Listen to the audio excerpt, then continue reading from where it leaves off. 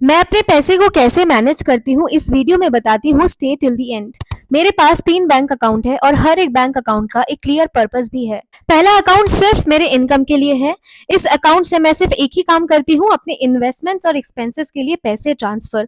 दूसरा अकाउंट मेरे daily life के खर्चों के लिए है, यानी मेरे नीड्स डिजायर्स के लिए rent, electricity, petrol, online order, shopping सब इसी अकाउंट से होता है। हर मंथ मैं अपने इनकम अकाउंट से इस अकाउंट में एक फिक्स्ड अमाउंट ट्रांसफर करती हूँ और फिर मैं उतना ही स्पेंड करती हूँ जितना इस अकाउंट में अवेलेबल है। और ये अमाउंट में डिसाइड कैसे करना है, अगर आप बिगिनर है तो आप 50-30-20 जैसे बेसिक रूल फॉलो कर सकते हैं। मैंने भी यही से स्टार्ट किया था।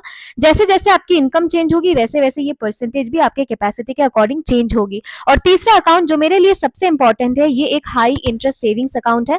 नॉर्मली 2.5 से 3% तक सेविंग्स अकाउंट में इंटरेस्ट रेट होता है, लेकिन हाई इंटरेस्ट सेविंग्स अकाउंट में 6 to 7% तक इंटरेस्ट रेट मिलता है। और ये इंपॉर्टेंट है क्योंकि इसमें रहता है मेरा इमरजेंसी फंड। इमरजेंसी फंड मतलब 6 to 12 मंथ्स का खर्चा जो आप जरूरत पड़ने पर इजीली निकाल सकते हो। ये कोई इन्वेस्टमेंट नहीं है, ये सेफ्टी के लिए होता है। तो इसका ये मतलब नहीं है कि आप बैरली उसे छोड़ दो और आपको ये पूरा अमाउंट एक साथ बनाने की भी जरूरत नहीं है। आप इन्वेस्टमेंट के साथ साथ इमरजेंसी फंड भी धीरे धीरे बिल्ड कर सकते हो। जैसे कि स्टार्टिंग में 1 महीने का इमरजेंसी फंड, धीरे धीरे जब आपका इमरजेंसी फंड का अमाउंट बढ़ जाए, आपको उसे थोड़ा सेविंग्स अकाउंट, थोड़ा शॉर्ट टर्म एफडी और लिक्विड फंड्स में डाइवर्सिफाई करके रखना चाहिए।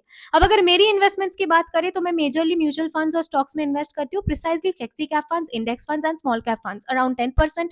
गोल्ड में भी इन्वेस्ट करती हूँ वाया गोल्ड ईटीएफ और 15% यूएस स्टॉक्स में वाया नैस्डैक फंड। अगर आपको हाई इंटरेस्ट सेविंग्स देने वाली बैंक का नाम जानना है, common bank, and I will send you the link.